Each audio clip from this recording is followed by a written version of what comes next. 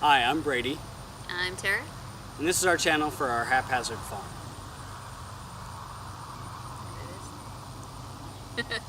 Okay, topic one. How we got started with farming and homesteading. We were living in Anchorage, Alaska. I was active duty, and it came time for us to get out of the military and find out, what it meant to live outside of that system. So we decided to move back down to Utah, where we were both from, and we lived in a condo up in Anchorage. And so something that was important, at least to me, was to have a yard for our kids to be able to go out and play in the backyard and have their own space. But then, if they wanted to play out in the neighborhood, they could. So we were looking at a suburban neighborhood, had a decent backyard, right? Yeah. And what did we find? What was our first house? We had a nice house on 1/3 of an acre in a cute suburb. Yeah, it was a brand new subdivision. When I was a kid, it was actually a cornfield. And we got our house. There was no yard. I mean, there was yard, but no lawn. Yeah, it was just dirt. Yeah, and we had to put in the sprinkler system and all of the brand new home concerns and issues that we ran into. Sod, seeding for a grass lawn. And there were a lot of mistakes that we made. But as time went on, I felt a bigger urge to do more gardening and try to grow our own food. We had 1/3 of an acre, so I figured, we had a perfect place for a garden. And that first year was really tough. We couldn't grow anything because it was like, when they developed the subdivision, it was like they took all of the topsoil away and sold it or took it somewhere else. And we just had crap. I mean, I remember... We couldn't get corn to grow well. No, we couldn't get anything. Our tomatoes never even got past, little green things. And as I was tilling the yard to get it, leveled out a little bit, we found huge chunks of concrete. So they just buried, maybe 2 or 3 inches underneath. Just entire, pieces of broken up culvert. They hadn't, I guess it's common for some places to dig a big hole and throw the crap in there, but they didn't even dig a big hole. So our ground was just this horrid clay, nutrient deficient, barren wasteland. Grass would grow, but even when they sprayed the hydro seed, it was with a fertilizer mix to get it to go. Yeah. We struggled for a little while, and then the grass did end up taking off, but one of the things that we really had to learn was improving the soil quality. So we were doing some, going to get mulch and trying different things to improve our soil quality. One of the things that Tara got us started on and we did really well with was the raised beds. Oh, yeah. We had a few of those around. And you mainly did permaculture stuff in them, like raspberries. We had raspberries, blackberries. We had sections for strawberries and asparagus. And I had scallions that I had gotten from my grandpa that we did for a few years that propagated really well in those raised beds. Yeah. Yeah. So it was a way that we could grow stuff without, having to fight the clay all the time was going on top. And then we had our main garden area, and over the course of years of bringing in leaves and grass clippings and mulch that we got at the dump that would have been composted, we were able to start actually seeing some return on all that work in the garden. Yep. Yeah. So that was a course of our kind of our evolution into this modern homesteading in the suburban I would say, it started with the plants, but then you took it to something. Yeah, that was the start. Else. That was the start. And we ended up getting chickens, backyard chickens that were illegal. And we did have chickens. And he grew up with chickens. When it was time to pick them up, it was me doing it, and I was terrified. She thought they were going to bite her. I thought they were going to pick me. I remember having the kid, it was like the son of the person selling them, just stick them in a box, and I hurried and put them in the minivan, and I wouldn't open it. I didn't want to look at them or anything until we got home, and then it was time to put them in the coop, which we had got for free because somebody knew we were interested. My dad had a friend who was getting rid of one, so we had it. Upgrading their coop. They had got a new coop set up, Yeah. and so we got their old teepee style. So I almost had been fighting getting the chickens for a while, but then because my dad brought us one for free, it pushed us into that. And weren't those birds like, they were $10 a piece, right? I think so. And they were old enough to be almost lame. They were close. Americanas? We had the Orpingtons too. Americanas Buff Orpingtons and Americanas. And so, but we got used to that. Yeah. And became not so scary. It became one of the normal things like the vegetable garden, and then we bumped it up a little more with Bees. My dad had his apiary going. He had about, I think, 5 or 6 hives. And I went over there and we helped with the honey process, getting that out of the hives and running it through the spinner, or the decapping was really cool. I really enjoyed that. And it was just a really neat process. And then tasting fresh raw honey for the first time was amazing. So that was something that I felt like I needed to do. I had a lot of stress and anxiety that I was dealing with, and I felt more at peace working with the bees, and it was something that I really enjoyed. And so we had the beehive, and that was also illegal in the city where we were at. Now, I mean, there were certain things, like we didn't keep it right next to a property line. We had it in an area that had a lot of trees around it, so they had to adjust their flight path. They weren't, flying right over into somebody else's yard. People are high fences all around our yard perimeter. Yeah, people are just really afraid of bees, and so it was tough. But we kept it. It was kind of in an area where people who could look in our yard, they. Now we should also say we're in an area that Africanized bees were not an issue. No, it was Utah, so that's a little too cold in the winter for Africanized bees to take hold. They will die off. So there was very little chance of the hive going hot. Our children and us walk past the hive frequently, and even unsuited, we're looking in the window on the side of the hive to see how they were doing, and they were very calm bees. Yes, we had a great hive, very gentle disposition. But everything that we wanted to do was illegal. We got away with the chickens because, we did offer eggs to neighbors. After we had them for a while, the neighbors who bought the house next door, they came in and they saw that we had chickens. They were very excited. They also got chickens. Yeah. So that was pretty cool. And it was generally an accepted thing, but as far as city ordinance went, we were not. City ordinance and our HOA ordinances. Yes, the HOA ordinances, right. So it was one of those things where I always felt like it was something that we had, but something that somebody could take away. And that was tough. And then through the course of the years, I ended up getting an offer for a promotion down here in Texas. So we ended up selling that house. I had a lot of work in the fruit trees, the permaculture that we had set up, the garden areas, everything that we had gone through the process of making the mistakes. And that's probably my biggest strength, is rushing in and making a lot of mistakes and then getting to learn from them. And sometimes I'm so good I get to learn from the mistake again.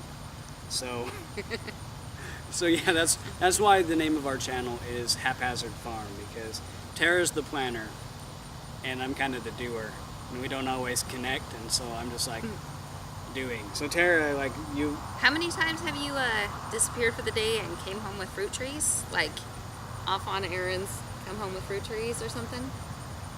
Been quite a few. Should I say 100? Because I can't count. No, but it's been quite a few. It's been outings, and he'll be out doing something else and come home with trees. Yeah, and Tara's more of the shopper, that she has to have a place for the tree, and then she goes and buys the tree. I'm more of the person that I see a tree I want, and then I'll find a place for it when I get home. So. Okay, but anyway, with us getting here, why did we move to this property in particular? Well, so I had the opportunity to move down here, and I can tell you straight away there were a lot of mistakes that we made in the move, and a lot of it had to do with my eagerness to get here and get settled.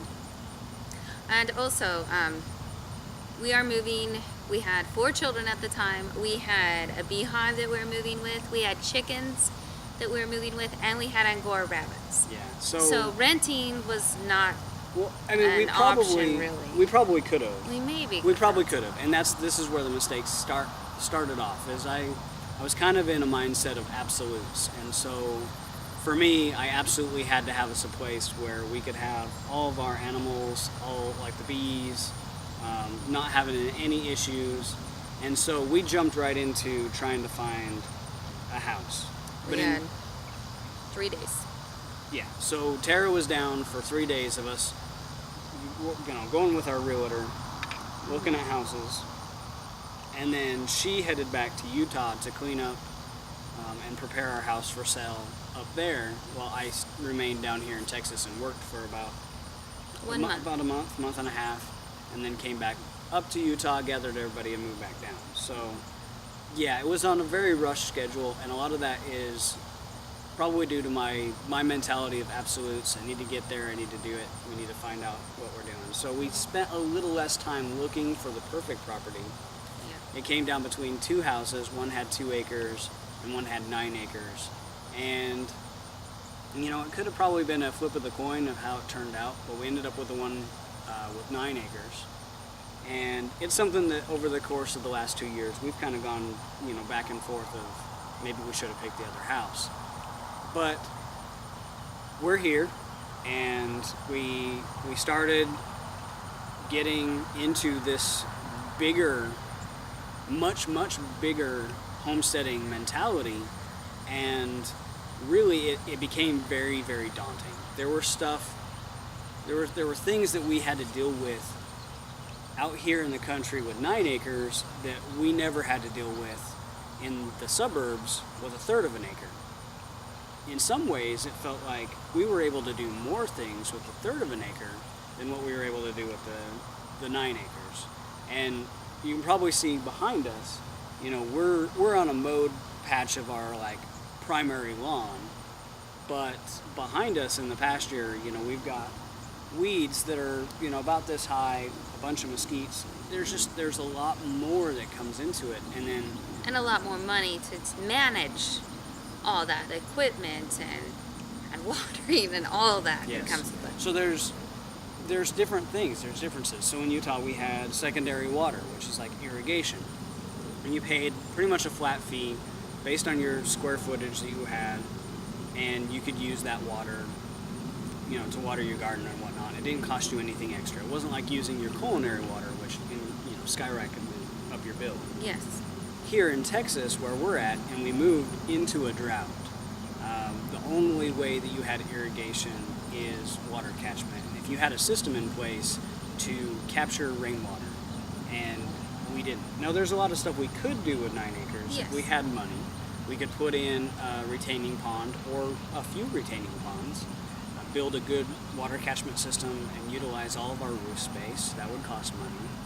It's just debating whether we want to stay here enough to put all the funds into those things, whether it's worth us to us at this property long term. Yeah. So there are things that we want with property, and aside from the scattered mesquite and all those mesquite seedlings and saplings that we've got in the back pasture, we don't have a whole lot of trees here. You see the one behind us, but that is pretty much like our signature tree that's right above our beehives, and we have a lot of just flat ground, flat land. And that would be great, if we could utilize it properly. And so that's one of the concerns that we have is how much money do we want to invest into this property to turn it into as close as it could possibly be to our ideal homestead. Yes. Right. So this channel is about trying to find a balance and learning as much as we can, going from the suburban homestead to more of a rural homestead, and learning how to do that, because we definitely have a lot to learn. And I have planted so many trees here that have died, and a lot of that's probably due to my inexperience, but multiplied by my inexperience planting trees here. Because what worked in Utah with our sprinkler system, that they were always getting water on a schedule. Yes. It doesn't work here when you don't have a sprinkler system and you have to hand carry or drag hose to water your trees. And so Yeah, it was a lot easier. yeah, it for me, and what my strengths and my weaknesses are, my weakness is planning when I get excited about fruit trees. And so I would go out and buy the trees and I would put them in the ground, and I didn't have a good plan of how I was going to get them water.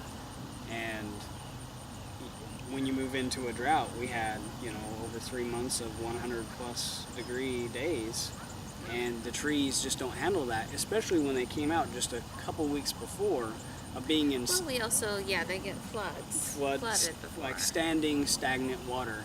So you're waterlogged, and then in just a very short time, your tree and your plants have to transition into, from an overabundance to a crippling deficiency in water. And if you're not making that transition a little smoother, or only buying very, very drought-hardy plants that can also take water, possibly like willows or a lot of non-fruiting trees, then you're really hurting. And one of the strengths of the mesquites here and why it's been growing so well on this property is, one, we have our neighbor, we let his cattle graze our pasture, and they eat the pods and then spread the seeds all over the place. And mesquites grow a very, very fast and deep taproot. And I think I read something that they can get to over 150 feet deep, this taproot. So the drought is not as big of a deal for them. But the peach tree that I just planted, well, that's going to have a much bigger problem. But we're losing light. So what are our goals? Can we talk about that? Yeah, so what you can expect from us is right now we have a couple of things that we're working really hard on, and that's we have poultry, we have chickens and turkeys, 1 duck, and some guineas that we just barely added. And we have tried quail before. We're not doing quail anymore. Yeah, they didn't work out for us so well. Another thing that we're working on is we're building more raised beds for more permaculture. Yes. And we just tilled up a big section for our first real garden here in Texas. And we've been here 2.5 years. So, I mean, it's surprising it took us this long, but we finally got that set up. And so we'll be doing garden updates. And it was a little late this year, but at least we've got the plot started. And we're going to try what we can for the summer, but then we're going to also grow in the fall. And we'll have updates about that, so you can see what we're doing, what we're learning, and what not to do, because I'll be making quite a few of those. And how to grow from a small, suburban, rural farmstead. If you're looking to expand, take our experiences. And that's probably what we can bring to you is a lot of people are getting more connected with the land. They're getting more connected with sustainability, self-sustainability, and not relying on the system to make sure you get your food. And when you get into that and you're in that suburban mindset or the urban mindset and you're making it happen on that level, a lot of people dream about exactly what we have. So a lot of you could be in our shoes right now, and there's a lot of you that will probably do it a lot better, and a lot that are going to make the exact same mistakes as we've made. And so maybe some of the videos that we can provide will actually help you avoid our mistakes.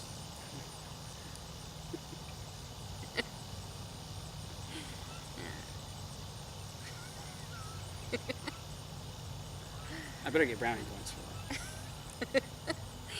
What? Please like, comment, and subscribe. And if you think I should get brownie points, please say so in the comments. Does that mean I'm not making any brownies? It's cool husband points. Okay, maybe I'll get brownies. I want the cool husband points. Cool I'll husband. take the brownies, but I buy the brownie mix. And Griffin will make the brownies. That's true. Okay, yeah, cool husband points. And I'll have Griffin make me some brownies. But you do still make most of it. What? I still what? You do still make most of the mistakes. Well, but it's the admitting part that I get the points for. Okay.